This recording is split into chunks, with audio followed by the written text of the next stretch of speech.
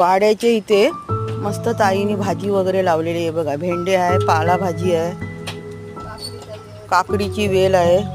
पालाभाजी पण भरपूर झालेली आहे, काकडीची वेल पण झालेली आहे.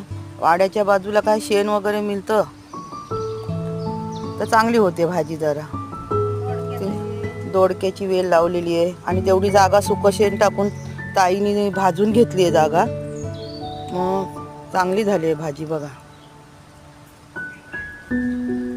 आलूची पानं पण आलीत.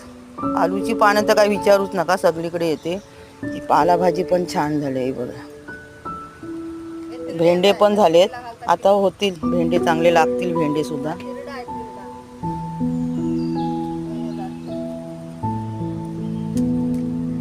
छान झालंय.